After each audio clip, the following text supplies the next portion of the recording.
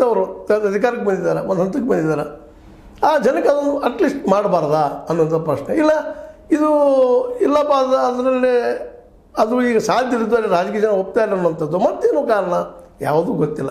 But ಅಲ್ಲಿ ಜನರಿಗೆ ಮಾತ್ರ ಪ್ರತಿಯೊಬ್ಬ ಕೌಜಲಗಿಯ ವ್ಯಕ್ತಿಗೆ ಇದು ತಾಲೂಕು ಆಗಬೇಕಂತ ದೊಡ್ಡ ಬೇಡಿಕೆ.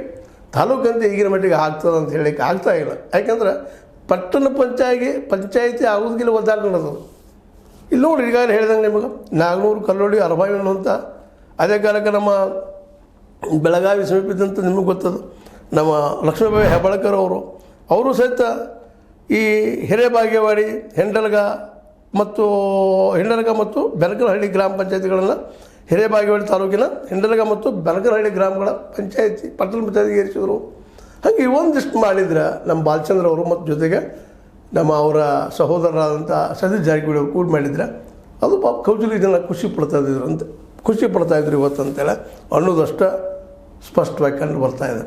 ಇಲ್ಲಿ ಇನ್ನೊಂದು ಮಾತನ್ನು ಸ್ಪಷ್ಟವಾಗಿ ಹೇಳುವಂಥದ್ದು ಏನಪ್ಪ ಅಂತಂದ್ರೆ, ಎಲ್ಲ ದೃಷ್ಟಿಯಿಂದಲೂ ಪಟ್ಟಣ ಪಂಚಾಯಿತಿ ಆಗೋದಕ್ಕೆ ಕೌಜಲಗಿ ಯೋಗ್ಯ ಇದ್ದಂಥದ್ದು, ಅಲ್ಲಿ ಜನರಿಗೆ ಬೇಕಾದಂಥದ್ದು, ಮತ್ತು ಜೊತೆಗೆ ಅದರ ಪುರಸಭೆ ಆಯಿತಪ್ಪ ಅಂತಂದ್ರೆ ಇವೆಲ್ಲ ಹಳ್ಳಿಗಳನ್ನು ಕೂಡಿಸ್ಕೊಂಡು ನಿಶ್ಚಿತವಾಗಿಯೂ ತಾಲೂಕು ಮಾಡಿರಿ ಅಂತ ಹೇಳಲಿಕ್ಕೆ ಅಲ್ಲಿ ಜನಕ್ಕೆ ಇನ್ನಷ್ಟು ಹಕ್ಕು ಬರ್ತದೆ. ಮತ್ತು ಆ ದಿಶೆಯಲ್ಲಿ ಪ್ರಯತ್ನ ಮಾಡೋದಕ್ಕೆ ನಮ್ಮ ಜಾರಕಿಹೊಳಿ ಸಹೋದರಿಗೂ ಶಕ್ತಿ ಬರ್ತದೆ ಅನ್ನೋದು ಅಷ್ಟು ಸತ್ಯದ. ಅಂದರೆ ಈ ಸಂದರ್ಭದಲ್ಲೇ ಕೌಜಲಗಿ ಜನರ ಒಕ್ಕೊರಲಿನ ಅಭಿಪ್ರಾಯ